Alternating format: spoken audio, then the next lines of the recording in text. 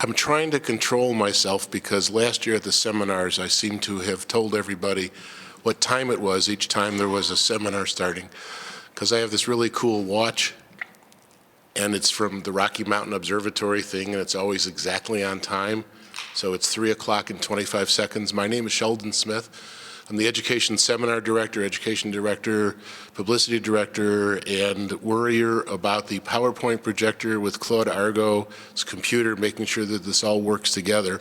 And it does. We are really pleased to have Howdy Herz at our First Timers Workshop. Howdy has a surprise in store for everybody that's in this room. I know what it is, and you will know what it is very shortly. Howdy is a Hall of Famer. I could make a long introduction, but if you look in your program booklet on page 24, you'll know a lot about Howdy Herz, but the depth of his knowledge and the depth of his involvement in this hobby is second to none. And this afternoon at 3 o'clock, which it is now, you're going to be in for a real treat. Howdy does know sort of how to move the PowerPoint thing forward. If somehow we suddenly lose our picture, Claude's down here and he'll run up and start pushing it forward. But I'm going to turn it over to Howdy. I want to thank everybody for coming. Tell your friends and neighbors what they missed after this is over. Thank you very much for coming.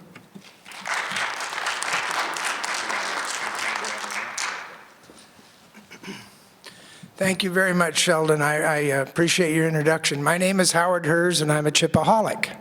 And there is no known cure. What I've been asked to do today is give you what we call a basic seminar, mostly for beginners, and hopefully but with some information. If some of you who have been in the hobby for quite a while, like these two sitting down front here, have been, I accused them of being in it forever.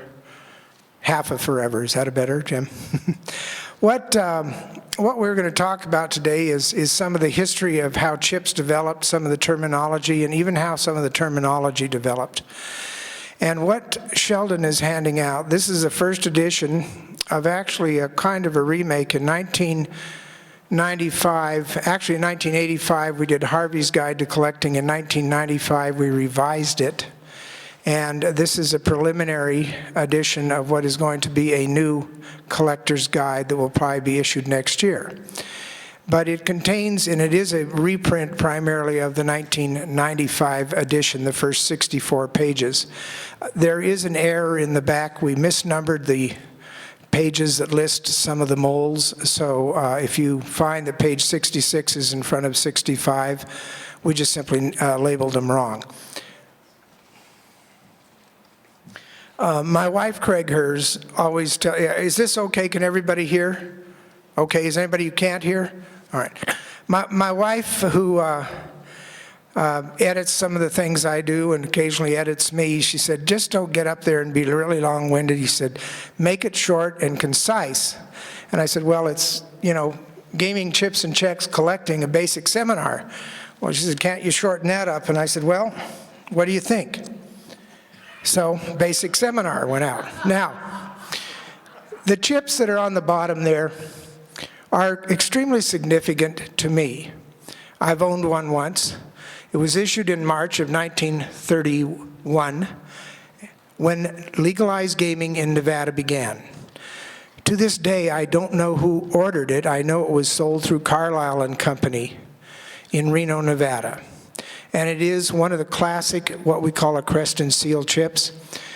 As you can tell, it was has a little swastika on either side of Reno. That was before that symbol was made largely unpopular in the 1940s. But it's a rather classic chip with the roulette numbers around the edge, biggest little city in the world. And this is when Las Vegas was a very small town. What I wanted to talk to you about, are we talking about chips or checks? And the answer is yes. The problem that we have is basically that the industry as a whole has used chips as a somewhat overall term and used checks more specifically to a certain type of chip. A gaming chip, as we define it for most of our, although I do use the word chip a lot in the presentation, and it does include checks, but chips are generally considered by collectors as not having a value set at the time. That would mean a roulette chip. Non-denominated would be a roulette chip. Of course, if you go to a pit boss, they'll probably talk to you about the roulette checks. But this was one of the major problems I faced when I started doing research. Gaming checks have a stated value by our definition, and that value is written onto the chip, as is the $25 Bugsy Siegel that's up on the projector right now.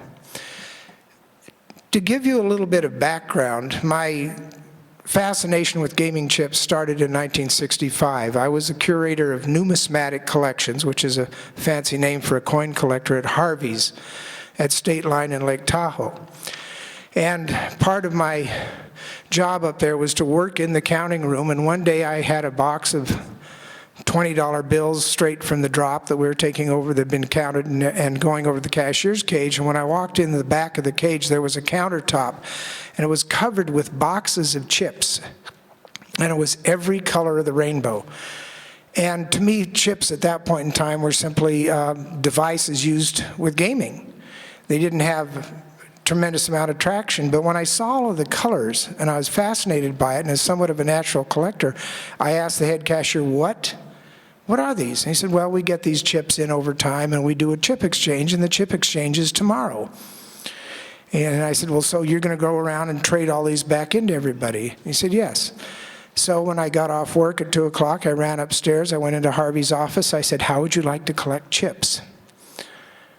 He thought about it for about 30 seconds, and he said, you know, that's probably a good idea. I said, well, they're doing the chip exchange tomorrow, and if you'd let me go down there, I'd like one of each of it, what's in the cage. Well, Harvey looked at me and he says, okay, that's fine, but nothing over $5 because I don't want you to break me. So Harvey's chip collection started that day. We also had boxes of checks that we had gotten stuck with from clubs like Oliver's and things like that. So that's how Harvey's collection started. And by 1967, the collection made its public debut at the American Numismatic Association Convention. We had 285 chips tacked to a roulette layout. It was at the San Diego ANA, and to my knowledge, that's one of the first times a chip collection was publicly displayed. And from there on, it just kept going. When the collection was sold in 1993, Harvey's collection had in excess of 26,000 chips, no holds barred, everywhere from Zambia to Tanzania, anything. Found the right button. Now, when we get back to that issue of chips and checks, if you look at these boxes, you'll find that the Ewing box has Superior checks, Mason has poker checks, Bud Jones has casino chips, and TaylorMade has the non-duplicate checks. Part of the reason that I got into the chip research is that after Harvey died, we had a problem in his estate. We had to describe the collection that we had. We had to describe 26,000 checks. So I used a lot of the influence that Harvey's had in the industry. I went to Bud Jones, BC Wills. I went to as many manufacturers as I could find, and I said, what are these? Describe these things to me. These two look the same, they're red. Well, that's a Ewing check, and this is a BC Wills check. And they began to educate me on the parts of chips. And because we had this entree into an otherwise fairly closed group, we were able to document all of the industry terminology, and to a great extent in this presentation I try to use that terminology, but we have always been bugged by this chips versus checks issue because it was used almost interchangeably in the industry.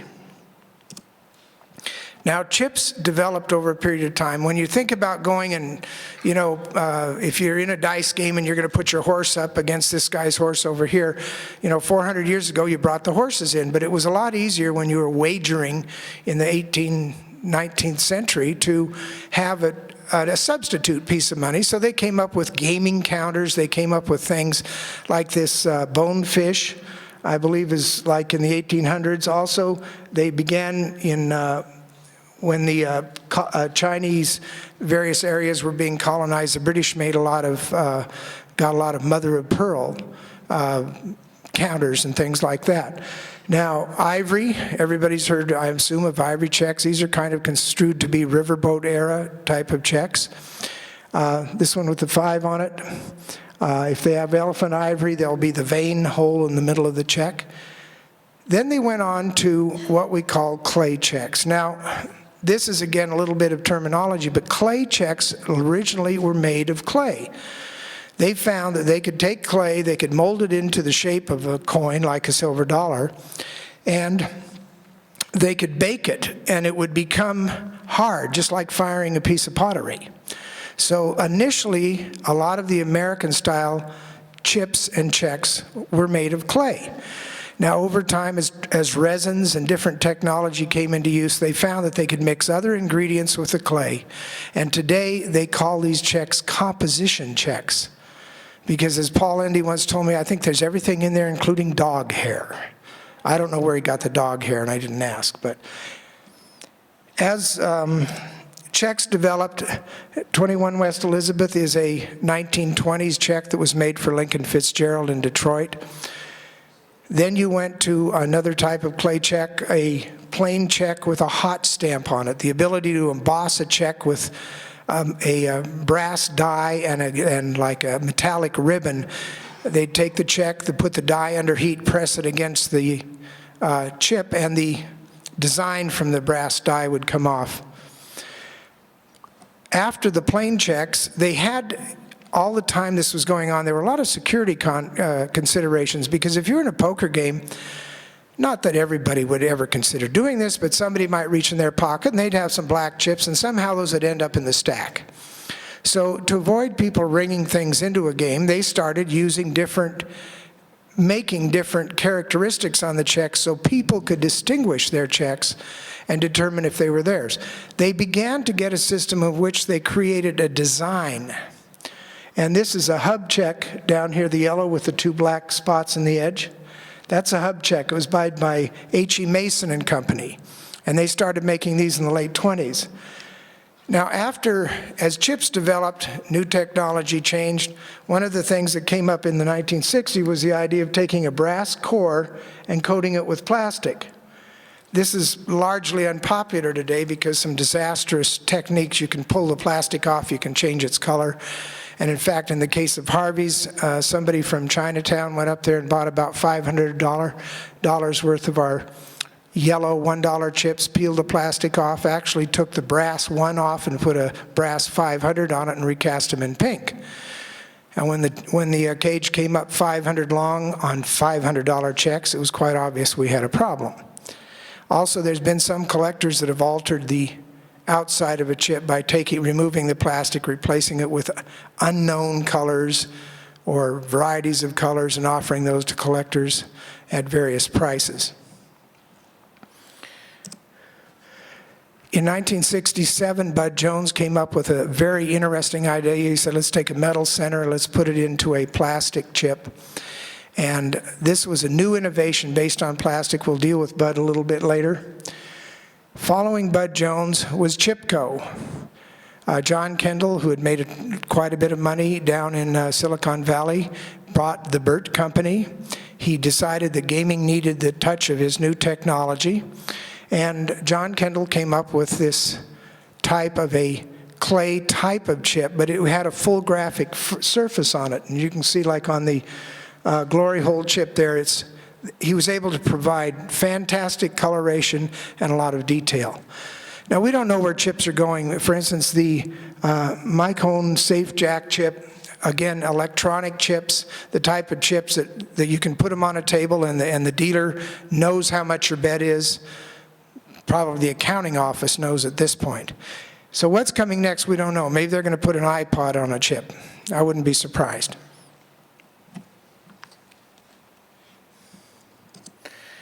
Now, I wanted to talk initially about American clay chips. This is actually a piece of metal. It's about 10 inches by 12 inches. This one happens to have an original label on it that the owner had put on it. It says it's a 15-cavity chain mold. And when you're talking about clay chips, the industry's chips were primarily made by one company, the Burt Company. in Portland, Maine. Now, chips were also made by T.R. King in Los Angeles and Hunt & Company in Chicago, but the primary manufacturer was the Burt Company. These, as you notice here, it says it weighs 31 pounds. What these are 2 steel plates, and inside there are mold cups. This is a chain mold cup.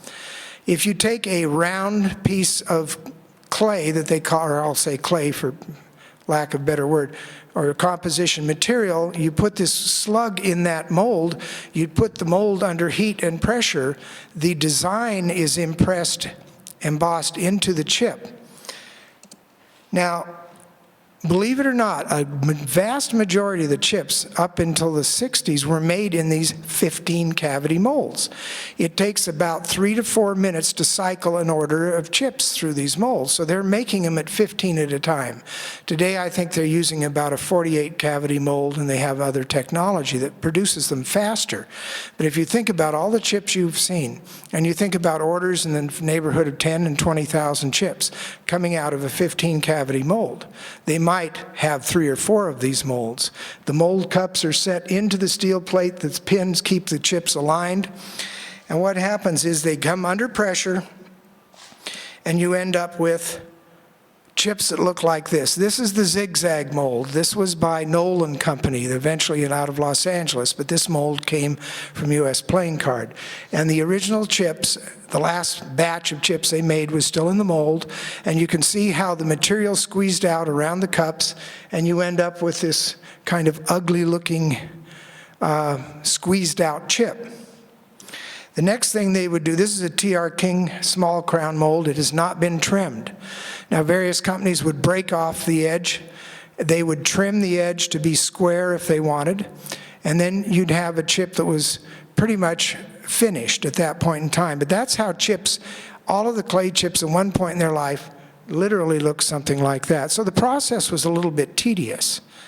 And I'm not sure what they paid people to do this work, but I don't think it was extremely high amount of money, because they were selling these chips at 10 cents a piece, 20 cents a piece.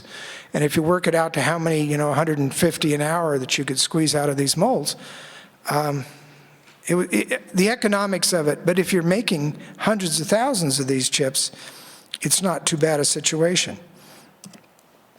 Clay chip development pretty much began first with plain chips, and then the concept of a mold. This is a sequence of hub chip development. You have the plain chip, you have the yellow chip with the 2 black spots around the edge, 3 yellow, and then you have one with an inlay in the center.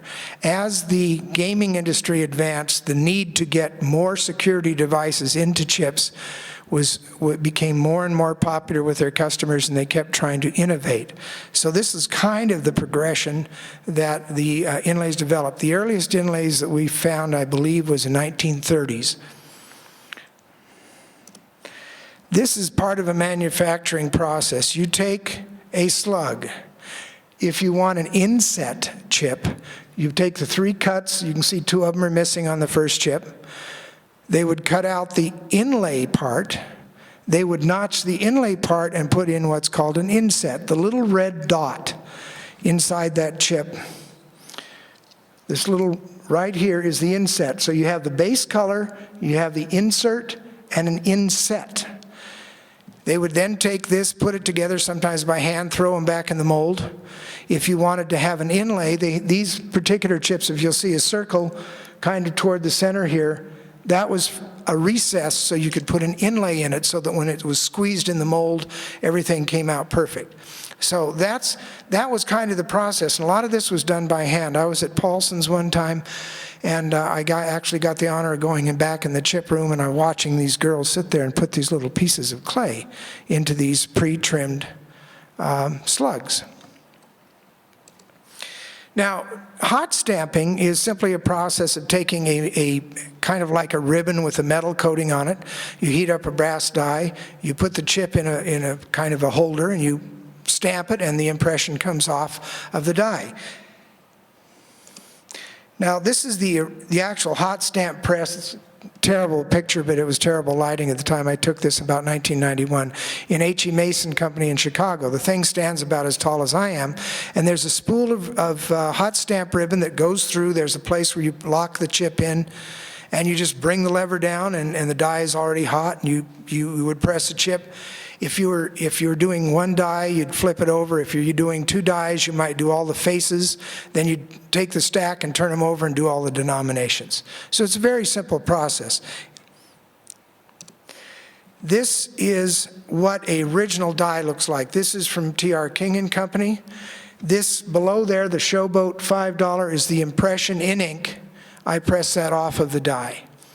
And just to give you an idea of what a real hot stamp die looks like. They're usually cut on a square so that they can be grasped in the hot stamp machine and held and heated, pressed down on the chip. So a person would sit there with a stack of blanks and just sit there and press, press, press. Well, of course, you got to remember in a factory, sometimes they make mistakes. So when you see double pressed hot stamps and things like that, that's just a case of where for some reason they didn't think it was right. They tried to press it again. Instead of getting a duplicate, exact impression, it may be shifted or something. But that's how hot stamps are applied to chips. Now, in clay chip terminology, you have the base color, you have the inserts. Now, originally, back in the 30s, a lot of times it was easier to punch a round hole. And you'll hear people, older gamblers, talk about edge spots. And they literally were round little spots instead of inserts, because they drill 3 holes around the chip, put a little color plug in there, and then go ahead and mold the chip. So in this case here, however, a straight cutout is made in the chip, and then, as I showed in the previous diagram, the different colors inserted, the chip is molded.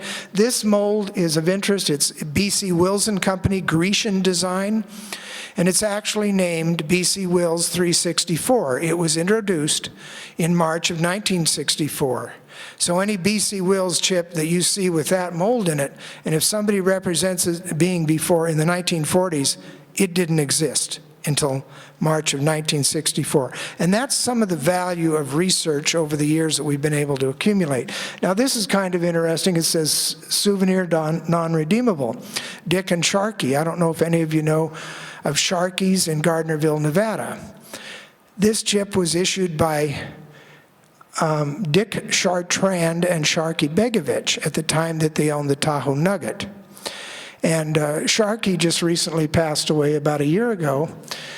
Dick, however, passed away quite a few years ago when he got in his Cadillac, turned on the ignition, and about 4 pounds of dynamite went off onto the front seat. Now, as of today, his Cadillac, remains in the Douglas County Sheriff's impound lot because it's evidence in an unsolved homicide. And when Sharkey died about a year ago, he kindly mentioned to a good friend of his who was a sheriff's deputy for a long time, he said, well, I guess I'm the last one that knows what happens, and I'm taking it with me, and he did. Anyway, that is a chip that has a little bit of interesting gaming history in it. Now, one way of making base colors more interesting is to create what I was told by the Endy family who owned Paulson. They'd call these chips pie chips, because the circle was divided up into pie. Now, collectors tend to call these dovetails because of the insert, like the pink dovetail. And when collectors describe dovetail, if I'm correct, they're going to say this is a pink dovetail. In other words, there's also an equal opposite green dovetail, because when they'd make these chips, they'd take the blanks, cut them in half, use one over here, and made another one over here. Again, a hot stamp chip. And if I'm correct, that might be a Riviera piece. Now, the one thing I never understood is this is pie. If they're cut in 4, the industry standard was to call them half pie. But there's 4 pieces. But there's 2 colors. Don't ask me why they did this. You can see there's more pieces of the pie, and it can get much more complicated. This is Harvey's bicentennial chip. It's what called half pie. It would be described as red cream half pie with 4 half-inch dark or navy inserts. And one of the things in the book here that we do describe in your book is the terminology that we developed when we were accounting for Harvey's collection. The importance of this is that the amount of distance that these little inserts have can be very critical. You could have 4 1/2 inch, you could have 4 1/4 inch, 4 1/8 inch, and they all make a difference. And this is shown on the edge of the chip. So when the chips are in the rack, if they have a foreign chip in the rack or something got in there that was wrong, you can almost instantly, most dealers can instantly see that. And once they handle the chips on a daily basis, it's really quite easy to determine if there's a problem. Now, here's a sample of an inlay variation. This is a cog wheel inlay. The center of the chip, if you notice, has these little gear teeth in it, and this is what's called cog wheel. They also have a saw type of inlay. Here again, an ability to make it harder for someone to counterfeit the chip, harder for somebody to ring something into a game.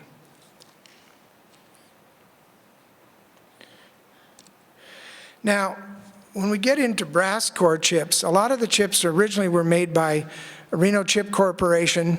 They had a problem. They had a lot of brass slugs, and one day they got robbed, and about 250,000 of Herz brass slugs disappeared.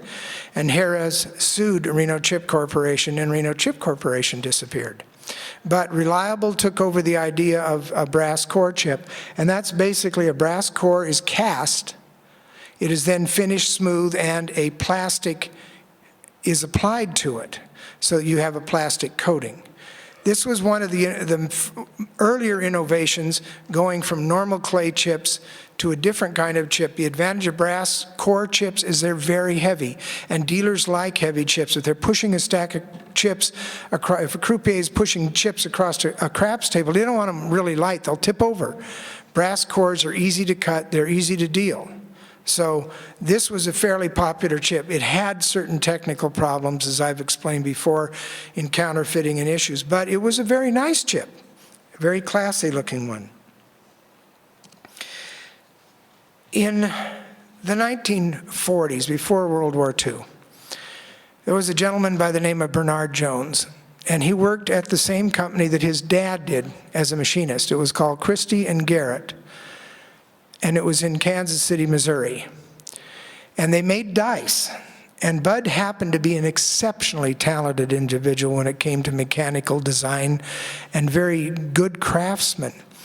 And Bud, instead of going to become a priest as his mother had intended, he ended up becoming actually one of the owners of a gaming supply company. But he applied his knowledge and his engineering skills.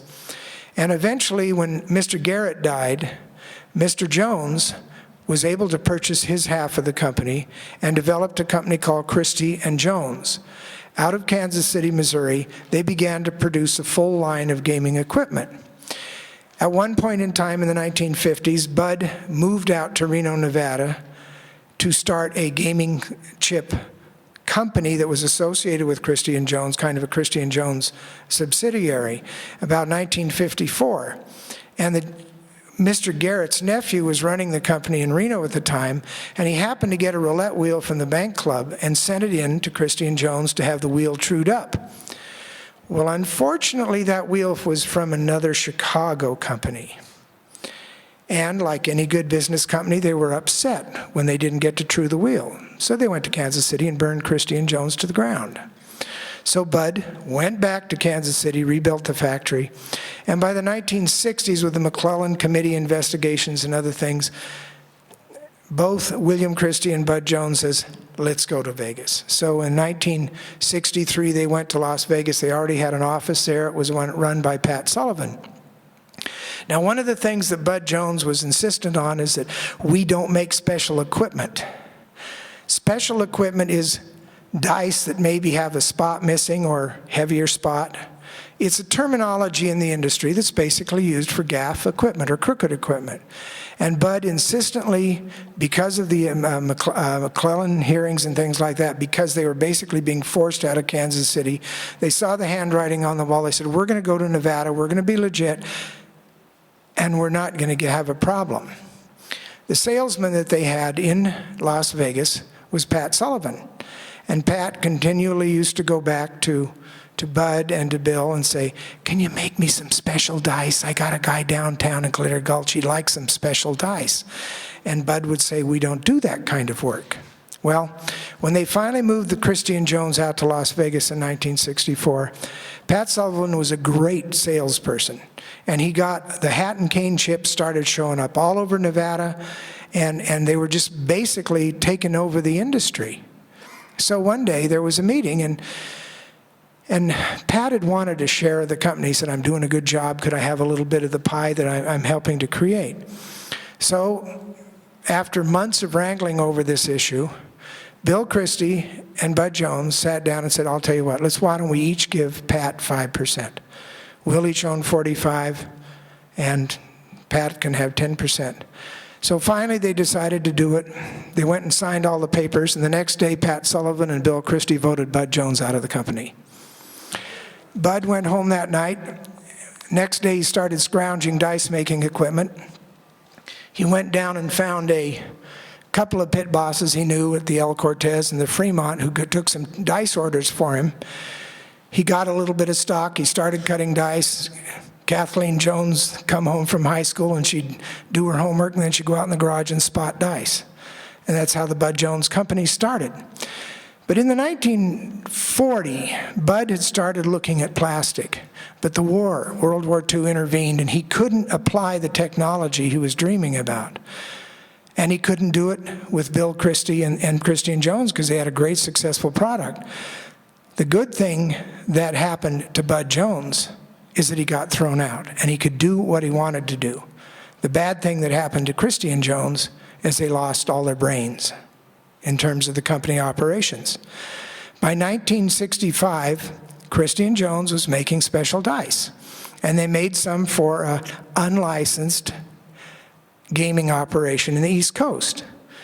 And they sent a package of dice back to this unlicensed operation, and instead of the pit boss receiving the package and getting to use the dice he'd ordered, the owner got the package and opened it up and looked at the invoice and wanted to know why in the hell he was paying $5.50 for dice that he could pay $1.25 for. He wrapped that package back up and he sent it right back to Bill Christie, and that's where the FBI found it, because they had been following the mail shipments and trying to get evidence of where they came from. And within a week of the FBI raid, Christie and Jones was no longer, and Bud Jones had started his company in January 1965.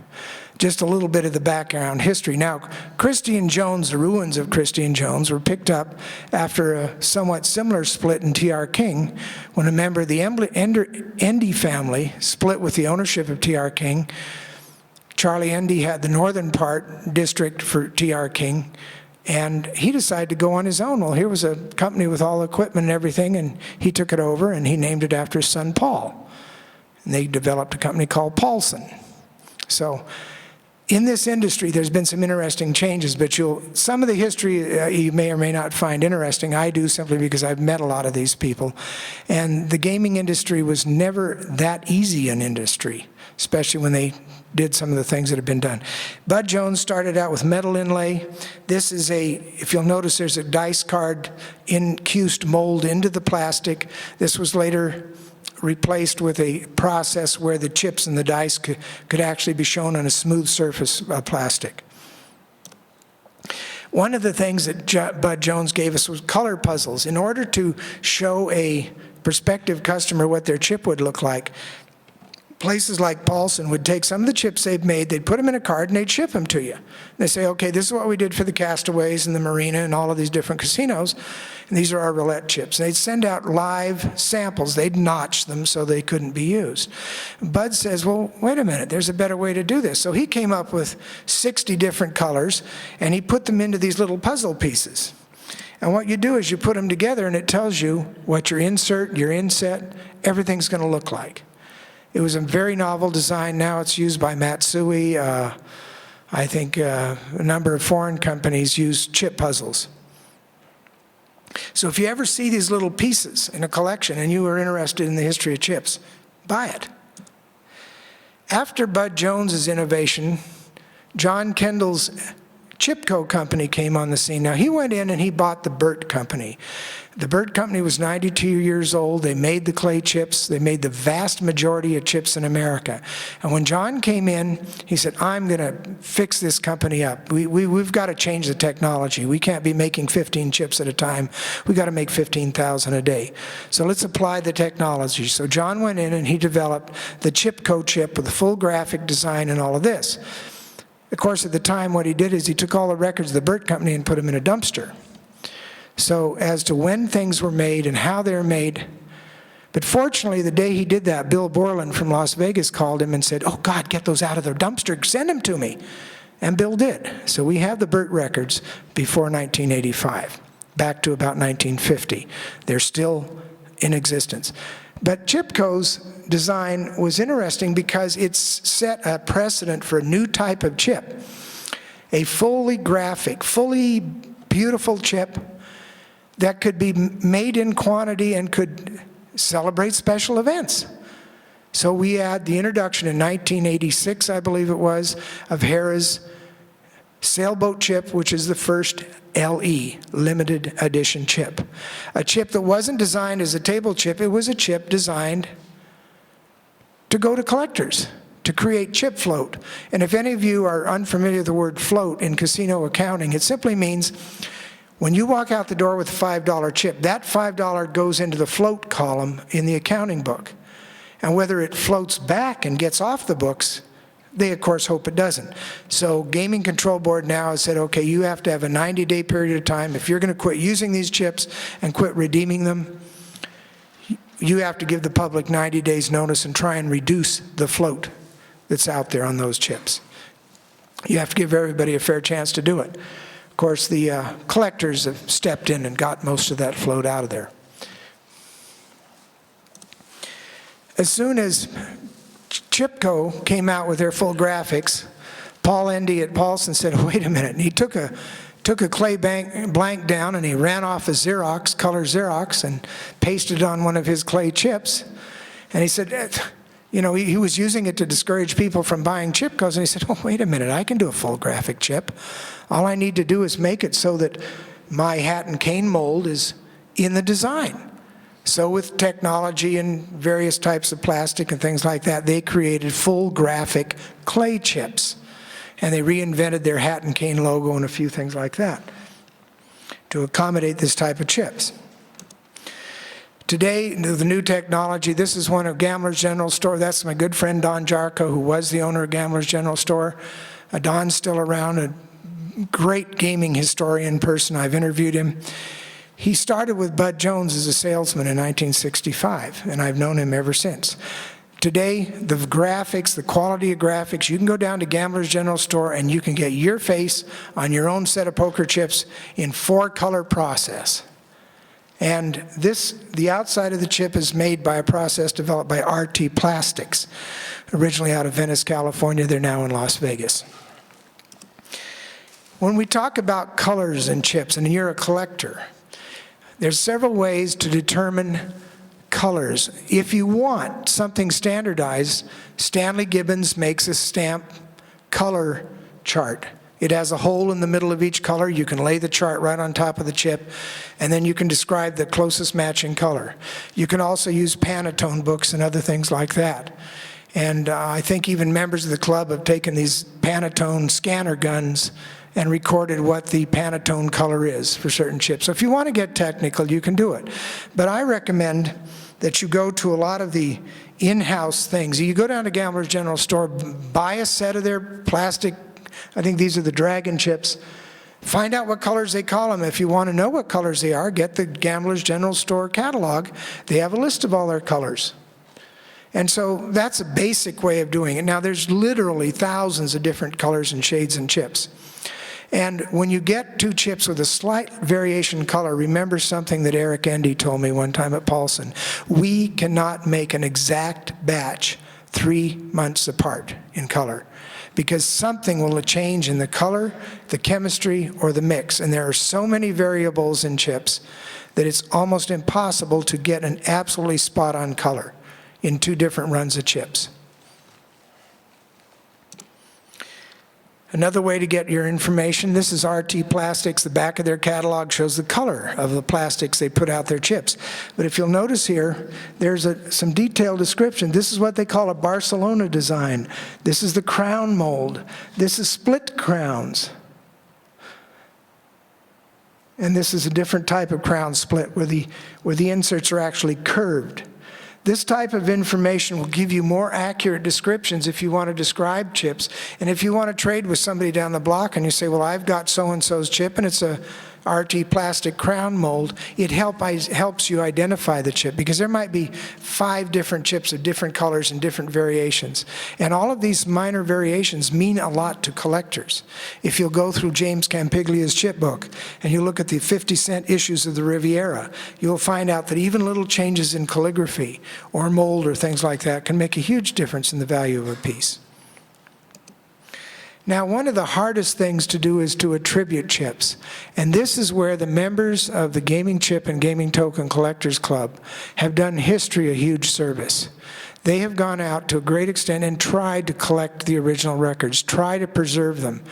Now, a lot of times, just because somebody comes up with a chip with VS on it doesn't necessarily mean it's Villa Sierra.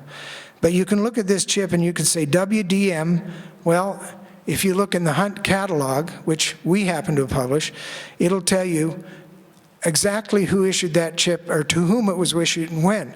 Now, this particular chip to Mr. Willie D. Madden was issued, what's the date there, Sheldon? Is it 1946? 46. What Hunt did is every time they made a chip for somebody, they'd put it in an envelope, they'd write his name on it, how many they made in each color, the date they made it, maybe they'd have his address on it. And one of the nice things about this, now this is an Air Force base that went to somebody in the Air Force.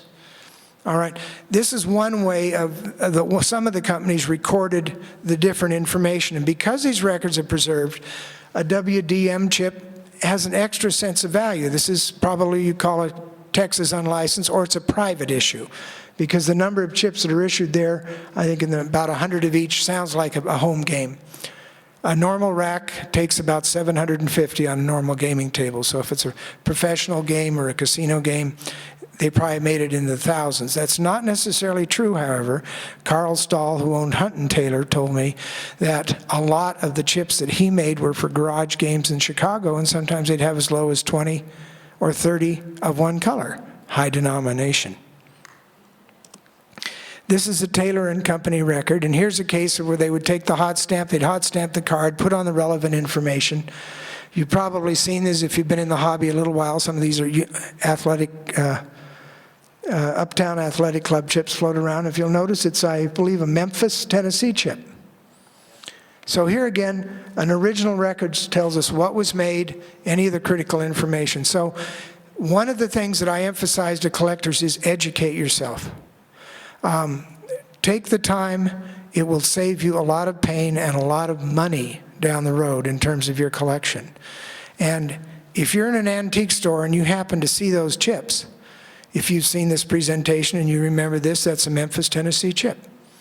So if you happen to collect Tennessee chips, that's one you're going to need. Another source of information for collectors is original catalogs. This is the Kansas City Card Company Blue Book. This is the page that illustrates the hub checks, the B9 and B11 hubs. B9s are plain. B11s have inserts in them, and they issued primarily hot stamped chips.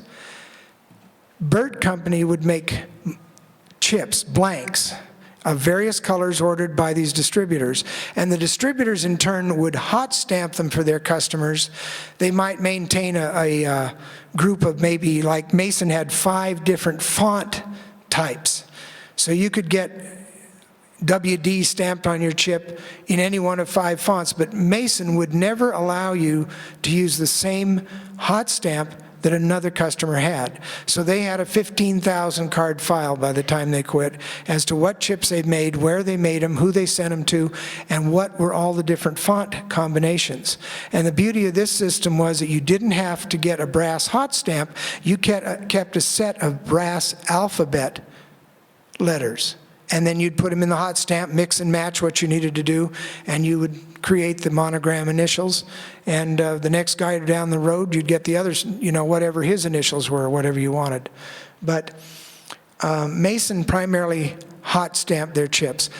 Inlays were only made by the manufacturer, and they were made to order. So when Mason wanted an inlaid chip for a customer, they went to the Burt Company. And as of this date, even though we own the Mason Company orders, we've never been able to put together the records that have showed us which chips the Burt Company made for Mason on the hub mold. But when you're talking about 12 to 15,000 different chips, I'm not surprised we haven't put the records together yet. This is something that I put in here because I don't think the collector's here that goes crazy about Flamingo Capri. See what Mike Quinlivan missed? That's the original artwork, and it started on a chip. They started with a matchbook cover. They sent it to the Burt Company. They made comments about, we'd like the Capri moved over so that the denomination will fit, and the colors they wanted, and the various things. And this was made on a Nevada mold in May 11th of 1970. That's the value of some of these records. If you truly want a data chip and you want to say, okay, this is when Bugsy Siegel owned the joint, or this is when Joe Smith owned the joint, if you have these records, you can identify which group of chips multiple ownerships had. That little piece of paper is about 6 inches by 8 inches, and that's all it took to get the Flamingo Capri chips. What I want you to do is enjoy the history of gaming chips. It's part of the collecting. And this is this chips that pass in the night. They didn't make just clay chips. They made paper chips. They made rubber chips. And T.R. King actually has a file on hot stamped paper chips that they made for people. But if you're having a nice friendly poker game somewhere in the Wilshire Hilton or whatever hotel, and you don't want security to know that you're up there carousing and clanking chips around, you use rubber chips, you use paper chips and things like that. This was an interesting card. I'll read it to you. I don't know if you can see it there.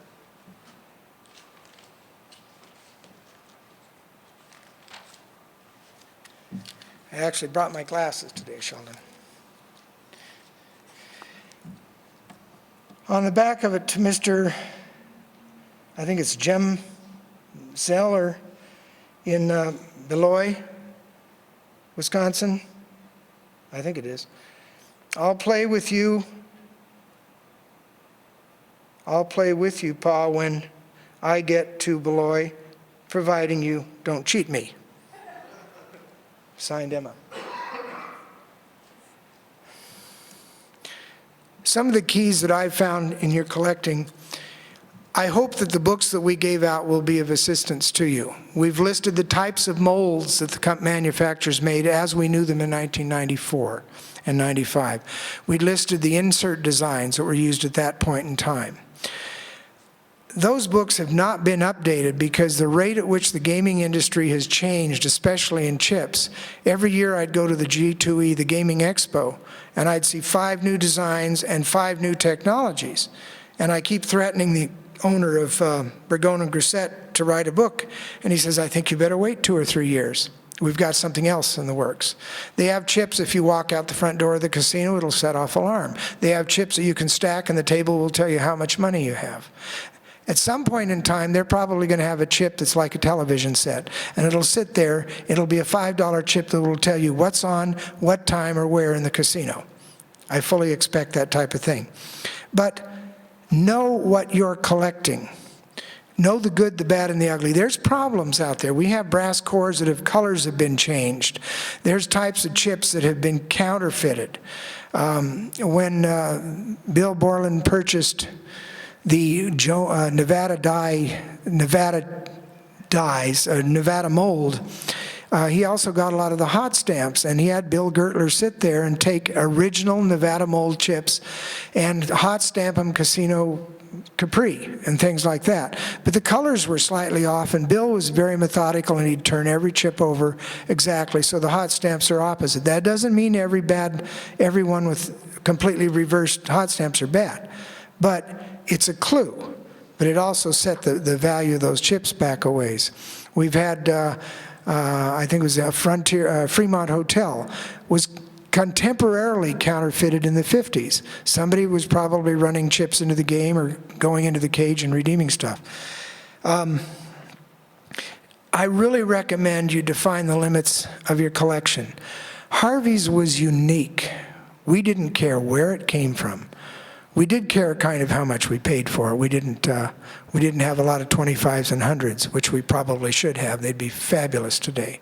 But I recommend to people, decide what you like. I have people that collect chips with cats on them.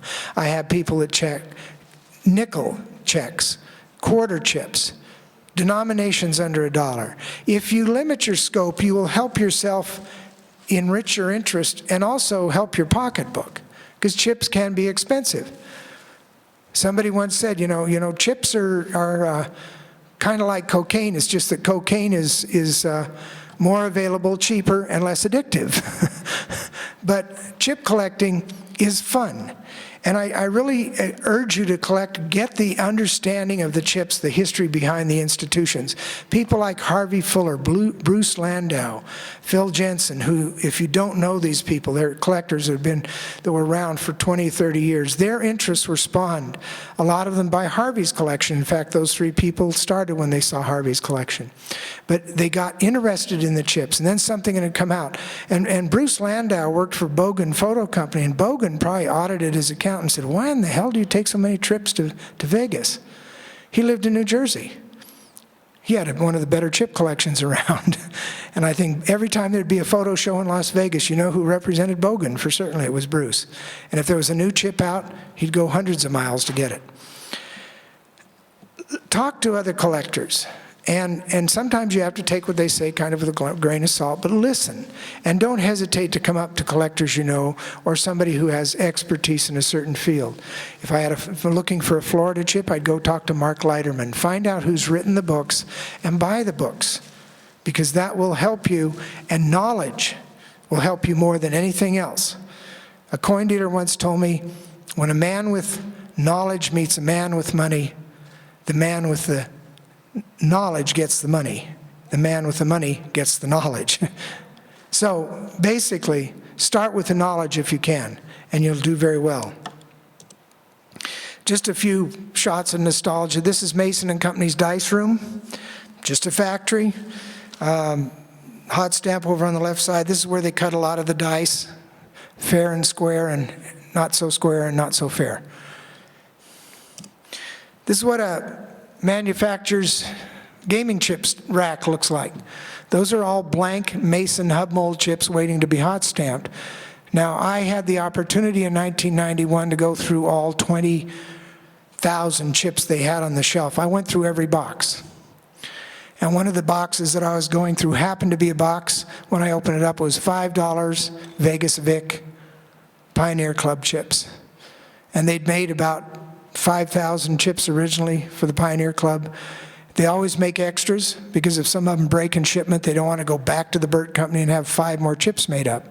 So there were a few extras hanging around. They happened to have a box of the Vegas Vic chips, and those are like a $200 chip. But these are mostly blank. Some of them for Ryan and Company that Mason had bought. Some of them were from Evans and Company that Mason also purchased. So I say enjoy your unrestrained natural right to collect chips. And I think, Sheldon, that's it.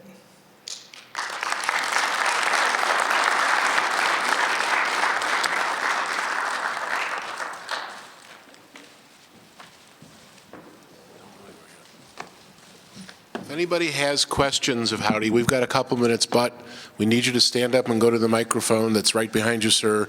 Speak into the microphone so that the young lady who's doing the videography here will have it recorded as well. Yes, you were saying limit your collection to cats and so forth. Well, when you're collecting chips, some people want to collect certain casinos.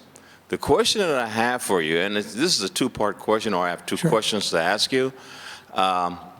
Is it too late to collect certain casinos because all the casinos are gone? And then you're talking about the money factor. Well, in answering your first question, a lot of the chips are still out there in private hands. And when I was using the example of cats, because there's one lady that only collects chips with cats on them, what I'm suggesting is by limiting yourself, chip collecting is kind of the ultimate treasure hunt, but know what you're looking for. I'm looking for every 5-cent chip, say in Las Vegas, that was ever made. You're going to walk into this show tomorrow if you've never been in a chip show, and there's going to be thousands of chips in there. So if you're collecting, let's say you're collecting 25-cent chips, or you want chips from New Orleans, Louisiana, or Covington, Kentucky, it limits you so that you don't get frustrated. And as a result of that, if you do have any limitations in your financing, you're not going to hawk the dog, the car, and your wife to get the next chip, because it is inductive. Okay. You know, my next question was that you have the opportunity to go to some of these manufacturers that make chips. How did you get that? Okay, first of all, in 1985, when I was doing the inventory work for Harvey's, I used our connections in the casinos to go into some of the different manufacturers who we bought products from. And normally they wouldn't let anybody in but their customers, but because Harvey's had been a customer for 30 years at that time, and they knew Harvey and they knew what I was doing, they would let me in places, and I got to see things that normal off-the-street customers would never see. In the 1990s, you've got to remember, gaming is focused in Nevada because Nevada was legal. But the majority of gaming in America before 1960 was not in Nevada. It was in Covington, Jeffersonville, New Orleans, Chicago, Cicero, places like that. And it was probably triple what legal gaming existed in Nevada. If you take all the rest of it, there's gaming in Utah. There was a Utah Dice Company. And what happened is these companies tended to specialize in what they call special equipment. If you ever get to look through a Kansas City Blue Book, they will show you, I don't know if you ever heard of door pops. This is one die that's got all 5s on it, and the other one has 2s and 6s. And I defy you to get anything but an 11 or a 7 when you throw that pair. And as Carl Stahl said, these are really dangerous dice. You know, you want to be a master sergeant in a tent playing craps on a blanket at midnight on a moonless night, because somebody's going to figure out that one pair of dice got a few too many spots. The other name for those is snowballs, because when you throw them, the amount of white spot that's going through the air looks like they're white dice. Now, a tremendous amount of gaming, and I'm not knocking the gaming industry, this is just the way it was.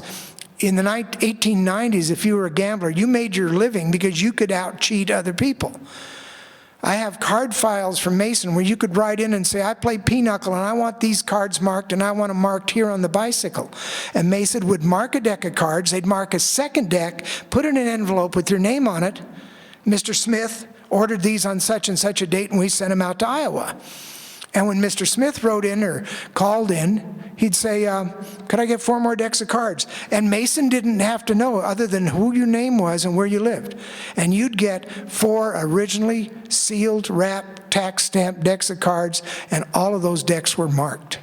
So the issue that came obvious to me when there were 2 things happened that were very fortunate, and that I just happened to be on the scene at the time because of my involvement with Harvey's and the cataloging.